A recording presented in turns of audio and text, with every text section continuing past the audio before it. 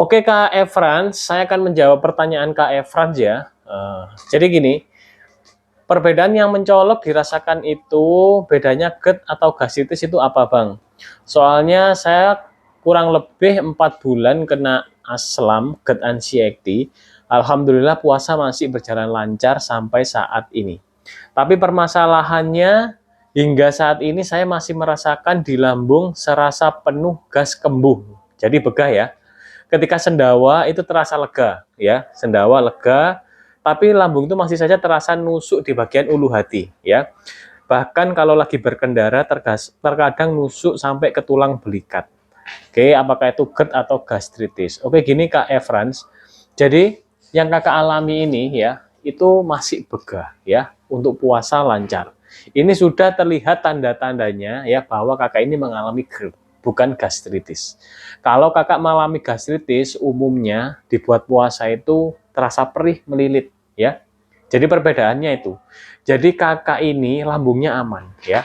Karena salah satu terapi GERD ya, itu puasa ya. Jadi salah satu terapi ya berdasarkan pengalaman saya untuk pemulihan GERD adalah puasa. Jadi posisinya ya, katup di lambung atas Kakak ini terbuka karena masih nusuk di ulu hati, gitu ya. Oke, kemudian sering begah kembung ya. Posisi dari keasaman lambung atau enzim-enzim pencernaan di lambung kurang normal. Sehingga saat makanan masuk tidak langsung dicerna, dia diam di sini ya. Sehingga begah, gasnya naik. Disendawakan lega karena gasnya keluar. Oke, gitu ya. Jadi yang Kakak alami ini adalah GERD. Ada anxiety-nya, anxiety itu gejala kecemasan. Berasal dari mana? Kondisi pencernaan kita yang tidak bagus ya, bakteri-bakterinya tidak seimbang, bakteri bagusnya ya, sehingga timbullah anxiety. Dari situ anxiety muncul ya. Oke, kemudian pasti ada pertanyaan lagi, kemudian solusinya apa? Nah, solusinya Kak, berdasarkan pengalaman saya ya, solusinya Kakak cek video-video saya, judulnya 4 pilar pemulihan GERD. Pola makan, pola aktivitas, pola istirahat, pola pikir. Keempat pilar ini harus seimbang ya, agar kita bisa pulih secara alami. Oke, pola makan, Kakak cek ya videonya ya. Saya di sini membahas secara singkat saja ya dari pertanyaan Kakak. Sekarang Kak ya, jadi puasa, ini saat puasa kenapa kok tidak apa-apa? Saat puasa, ini pencernaan Kakak ini istirahat ya. Lambungnya istirahat, semuanya istirahat, itu sangat bagus untuk pencernaan kita, gitu ya. Nah, yang Kakak lakukan saat ini ya, saran saya ini makanan pantangan ya, makanan pantangan ini harus dipatuhi sampai GERD-nya belum benar-benar pulih. Kemudian makanan pantangannya apa aja Kak? Oke, yang pertama makanan berlemak. Segala jenis makanan berlemak Kakak tidak boleh makan sampai GERD-nya pulih.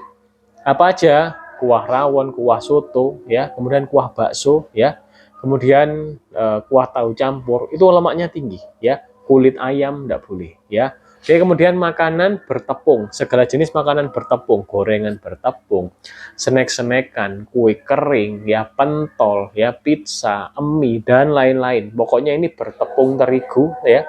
Tepung kanji juga tidak boleh karena udah dalam bentuk makanan ya, kurang bagus juga diolah oleh lambung ini kurang begitu bagus ya, jadi membutuhkan enzim pencernaan yang normal, keasaman lambungnya normal. Saat kita mengalami GERD tidak akan bisa ini masuk. Efeknya kalau ini kita masukkan, sensasi akan terjadi, entah itu semakin nunjem, entah itu sesak, anxiety, kelingan, dan lain-lain. Oke, itu ya, makanan berlemak, makanan bertepung tidak boleh, segala jenis ultra processed food, makanan berpengawet, makanan berpewarna tidak boleh ya. Kemudian makanan pedas boleh nggak? Boleh dikit. Dikit aja dengan banyak-banyak. Karena lambung Kakak aman. Nggak perih melilit kan ya? Berarti aman. Kemudian makanan asam. Boleh Kak, asam ini boleh. Pokoknya jangan yang terlalu asam, semisal jeruk nipis jangan. Nah, oleh karena itu, kalau saya saat mengalami GERD ya, saya terapi menggunakan cuka apel. Ini kan asam sekali nih cuka apel. Namun bagus untuk GERD yang non gastritis ya, tidak ada perih, tidak ada melilit, tidak ada panas di lambung. Silahkan konsumsi cuka apel, diminumnya sebelum makan nasi. Untuk awal-awal 1 sendok teh dulu Ya, kalau udah adaptasi 2-3 hari silakan 1 sendok makan dilarutkan di segelas air.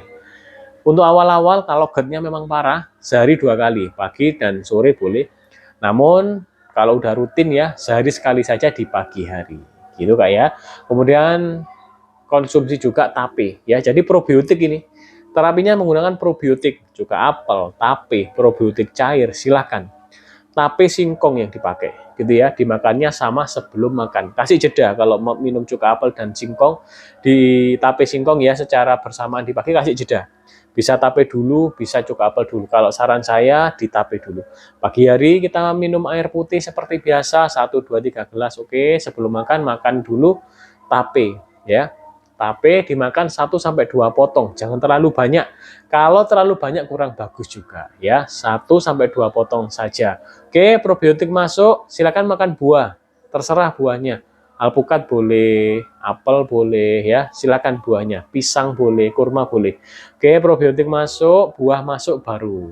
Kalau mau makan nasi, silakan, atau minum cuka apel dulu silakan, dikasih jeda ya, jeda sekitar 5 menitan gitu Kak ya. Setelah itu makan nasi, makannya rekomendasi ya untuk pejuang GERD, nasi, telur rebus, telur ceplok, telur dadar boleh. Kalau bisa telur rebus ini bikin stok di kulkas ya. Kemudian ayam, pakai dada ayam yang minim lemak ya. Kalau pakai yang paha silakan, kulitnya jangan dimakan. Kemudian ikan air tawar, segala jenis, tahu, tempe boleh. Sayur, bayam, kelor, sayur sop, sayur asam boleh. Kol ya, hindari dulu karena bergas. Ubi hindari, singkong boleh. Singkong rebus gitu, snacknya ya, misal. Kemudian kacang rebus boleh, ya, seperti itu ya. Itu tadi yang saya sebutin rekomendasi. Alpukat boleh ya, alpukat boleh. Oke, kemudian apalagi madu oke ya, seperti itu. Nah, itu ya, makanan pantangan dilakukan, kemudian probiotik dimasukkan, dan jalani aja. Dinikmati, pikiran tenang ya, jangan terlalu stres, tidur cukup ya, di 7 jaman setiap hari. Kemudian aktivitas olahraga rutin ya, berjemur ya, jogging. Jadi harus aktif badan kita, gitu ya. Nanti tunggu waktunya tiba-tiba pulih, dan berarti kalau sensasi-sensasi semua sudah hilang, misalnya udah nggak pegah, kemudian udah nggak nunjem di sini ya, udah seperti tidak tertusuk di sini ya, kemudian sudah nggak keliengan, semisal kakak ada keliengannya, nah itu berarti sudah mulai membaik. Dan kalau udah pulih, kakak rasakan seperti sebelum terkena GERD ya. Ya, kata kuncinya ketika kita merasakan tubuh kita seperti sesaat sebelum kita GERD, disitulah kakak sudah 100% pulih dari GERD, gitu ya. Jadi kesimpulannya, GERD bisa pulih dengan alami dengan makanan, asalkan teman-teman nih menjaga 4 pilar tadi: pola makan, pola aktivitas, pola istirahat, pola pikir ya, sehingga bisa pulih. Namun waktunya memang enggak instan, perlu proses. Jadi perlu lakukan dengan kesabaran, gitu Kak ya. Semoga pertanyaan saya membantu ya. Silakan komen lagi kalau ada pertanyaan. Nanti kalau memang pertanyaannya perlu saya jawab dengan video, saya bikin video lagi, gitu Kak ya. Tetap semangat ya, tetap semangat. Semoga cepat pulih teman-teman semua. Terima kasih sudah menonton video ini sampai habis ya. Tolong bantu untuk subscribe, like, dan share ya, agar video ini bermanfaat untuk teman-teman kita yang mungkin sedang mengalami GERD ya, atau gastritis ya. Cek video-video saya seputar lambung, barangkali bermanfaat ya. Oke teman-teman, sekian dari saya. Mohon maaf apabila ada salah kata. Wassalamualaikum warahmatullahi wabarakatuh. Salam sejahtera bagi kita semua.